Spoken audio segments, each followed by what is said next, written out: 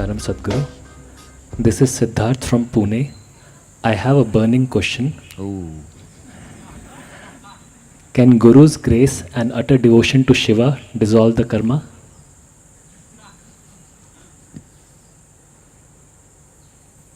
I think we've gone through this in the last few days.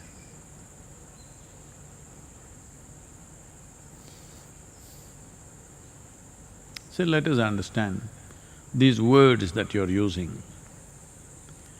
Guru, one word, grace, another word, devotion, another word, Shiva, another word.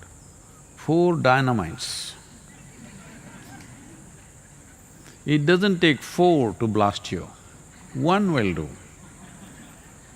Either you have devotion or you got touched by Shiva or by the Guru or the grace, 1 will do, you don't need 4. You're not a cat. If you were a cat, we would have shot you with 9 bullets. Just 1 will do. The problem is you're hopping from one to another probably. You think it's like playing a piano. Pim, pim, pom, pom is happening every day. One day, one thing, it doesn't work like that. One of these things are enough. Will this happen, will that happen, if I do this, that will happen, this will happen. This is coming from a certain mindset. You're asking me if devotion to Shiva will liberate me. If I say yes, then today you're going to go home and become devout. You think it's possible to do that?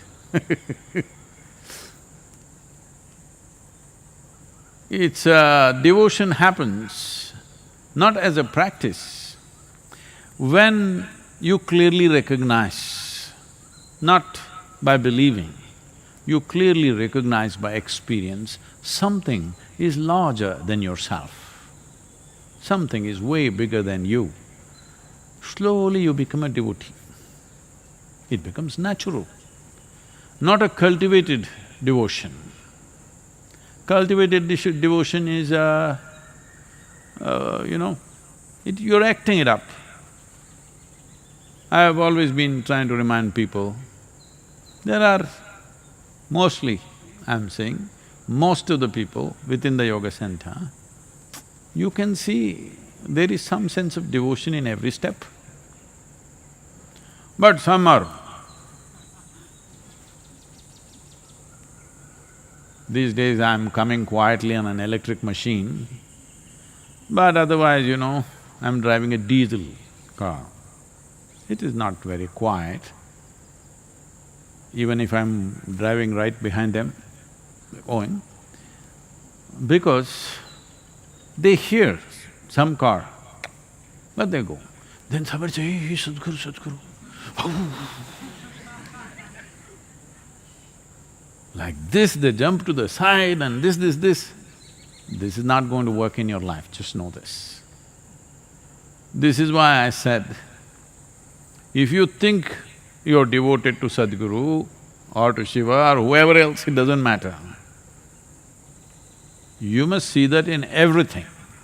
You must see everybody here as Sadhguru, you must see man, woman, child, cow, no donkeys in the ashram, otherwise we could have done that also. Everything, when you see it with the same devotion, now you're a devotee. Will this work? Absolutely. Now you're throwing 4 options in the air and asking me, which shall I shoot, Sadhguru?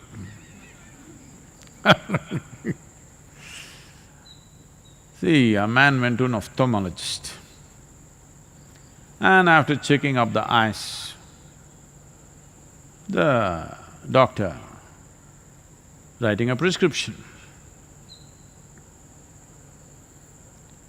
So the man said, Doctor, once I get my glasses, will I be able to read? The doctor said, absolutely, definitely. You will be able to read. The man said, that's really great, all my life I could never read.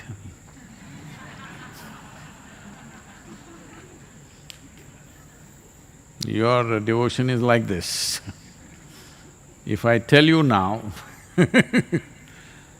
Guru's grace will make your karma go away, from now on you will walk like this, Guru, Guru, Guru, Guru.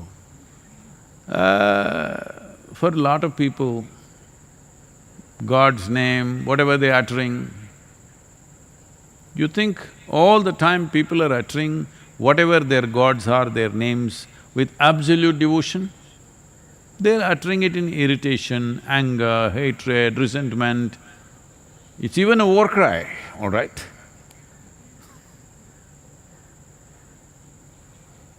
Most of the time, I would say, 98 to 99% of the time, whatever gods people believe in, those gods' names are not uttered in utter devotion.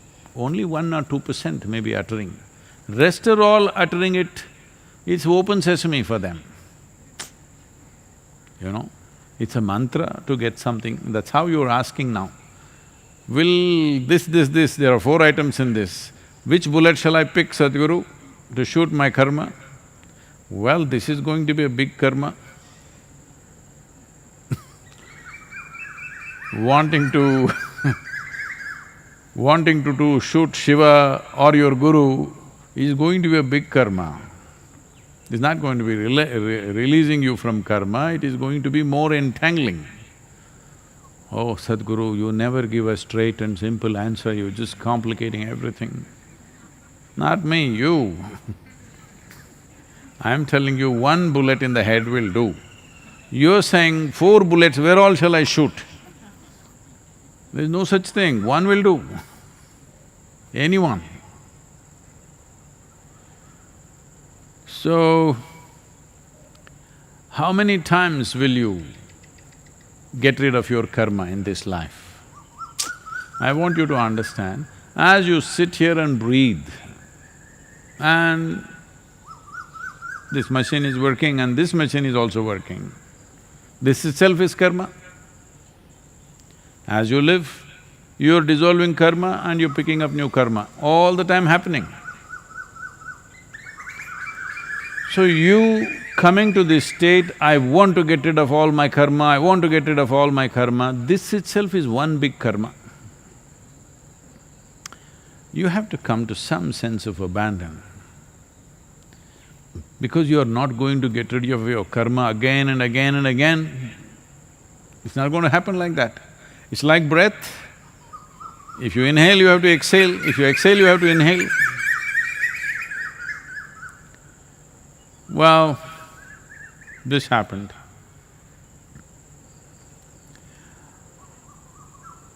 Shankaran Pillai, for the first time, went on a cruise, a large cruise ship, he got into it. First time he is at sea, a little nervous about it. However big the boat is, still even in very big ships, people, many of them, puke endlessly. Because anyway it'll wallow a little bit. So he went to the captain and asked. He was a little nervous about the whole thing, because going off into the ocean in a vessel is like a… So he asked the captain or the captain of the ship, he said, a ship of this size, how often does it sink? So the captain looked at him and said, this one, only once.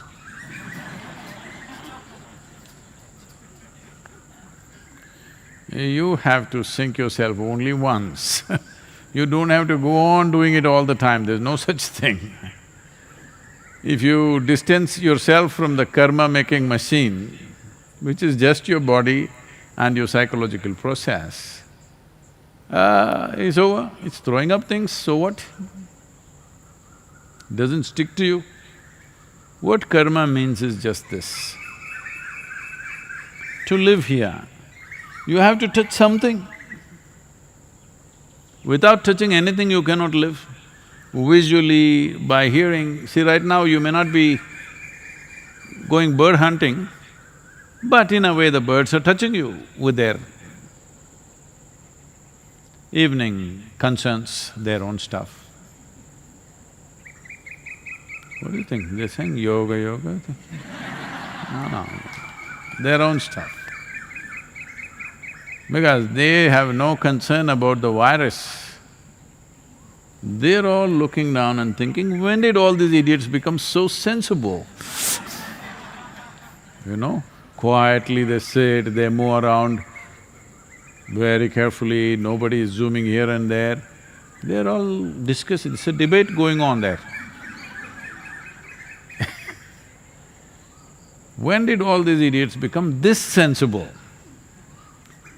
Will they stay this way or will they bounce back into their nonsense once again? That debate is going on.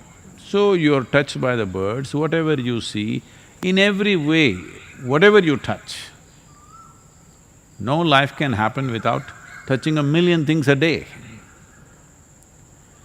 Now suppose we quote you with I'm just trying to say a name without mentioning a brand. Anna Bond, that's also a brand. I'm saying that because it's still… I did something and it's still sticking on, it's not going off my hands, Anna Bond. It's a kind of a glue, liquid. A little I try to take, it's all over my hand and the damn thing won't go, it almost feels like it's going to peel off your skin. So suppose you were coated with one of these really super glues from head to toe. In 24 hours' time, just see what you will become. Hello? One big mess, because everything will stick to you. This is all karma is. So everything in the world, whatever you touch, it will stick to you.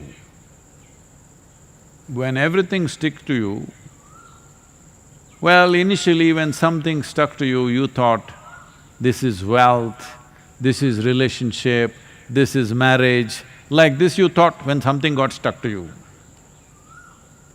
But after some time, when too many things got stuck to you, then you see slowly face became long, you're looking grave. You're looking grave means you are either walking towards the grave or you're inviting the grave to come to you. One of these things are happening. As a life, you may not have such a thought, but as a life, you are beginning to practice death. Acclimatization is happening. Yes, that's why we say a grave face. Means what?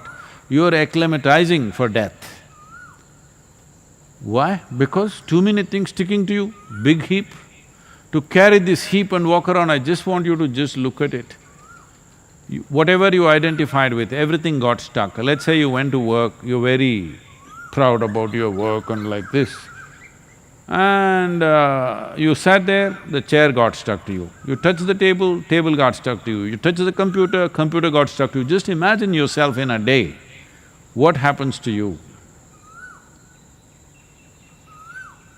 You will be a mountain in no time. That's what has happened right now. So it's not about, shall we hack the mountain and take away the karma, no. Devotion, grace, Guru, Shiva, all these are solvents, not for karma, for the glue. We are not interested in unloading the karma off you. Just the glue is dissolved, it'll fall off. But now you are that kind, when it starts falling off, oh, but this I like, I want it to stick. That I want it to go.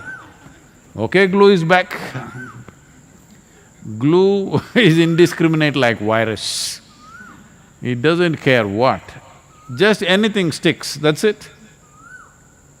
So, we have to just dissolve the glue, we don't have to dissolve the karma. If you dissolve the glue, karma will fall off into its place. Next time you go and sit in the office, the chair will go sit back in its place. I want you to imagine you're walking with a chair stuck to you, computers hanging from your fingers, huh? That's all that's happening right now.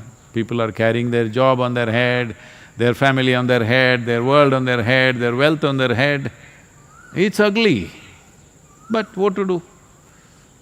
In the society, certain people, if you're carrying a lot of load, they say, wow, so successful he is, he's got a mountain on his head.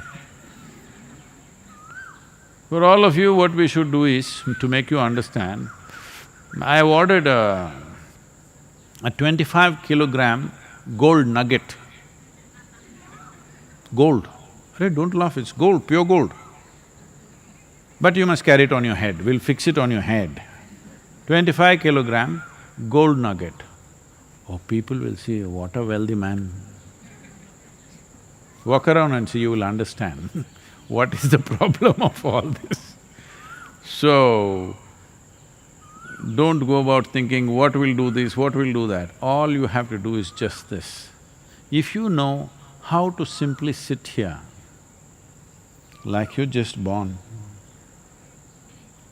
with the intelligence of an adult, with an adult body which has its own issues, but you can sit here like you're just born. When I say just born, just born, not even eyes open. Because even that little guy, the moment he opens his eyes, meow, he will do. He's got his own stuff. When he's just born, like that if you can sit, simply with an adult body, with an adult intelligence, but not stuck to anything, simply. If you can sit here, that's it. This is what they were holding me to. Sadhguru, you said if you can simply sit with me for a moment, I will liberate you, but now you're going back on your word, 3 days ago they brought it up. I said, if you can simply sit with me, you're forgetting simply. We sat here. Yes, you sat here, so what? So, to do things little more alert, little more alert, or little absolute abandon. Alertness means you can come incrementally to it. If it's a question of awareness, you can incrementally grow into it. Not that you're becoming more aware, it's not right. You're becoming more alert. Alert enough that you will notice one day that awareness is the nature of your existence. Another way is to come to absolute abandon, because you spoke about you spoke about devotion, Shiva. This is about total abandon. This you cannot do incrementally. This is a one-time jump. If you have to jump into something in such a way, you must be either crazy or absolutely fearless, because there are no such people absolutely fearless, you must be crazy. Otherwise, you will not come out clean. Because even to, people in the ashram, there is not so much of a problem. Men can shave once in 5 days, 6 days, or once in a month, different people at different stages. I'm little liberated. But if you want a clean shave, even that, you have to do many things. This happened in Tennessee. A man went to the barber and said, I got a new job and it's very important that I have a really clean shave. That's why I'm here. The barber said, no problem. And he gave him a golf ball and he said, hold it in your mouth. One cheek here, hold it this way, I will shave this way, totally clean, and then this way, totally clean. So, that posture in a barbershop chair, holding the ball like this, he got himself shaved, it came out really clean. Then he said, for a moment I thought I almost swallowed the ball. Suppose I swallow the ball, what happens? And the barber said, no issue, like everybody else, bring it back after 2 days. This is karma. Keeps rotating. You're recycling the same nonsense, how long will you do it? One golf ball is enough to shave 100 people. So, this is happening not because of the activity, not because of the people, not because of the world, not because of the virus. This is happening because you're coated with glue. So, the four solvents you mentioned, any one of them is fine. Dip yourself absolutely, either in devotion or in grace or in Guru or in Shiva, just dip yourself absolutely in any one of them. Solvent will go away. After that, what is karma? There's no such thing.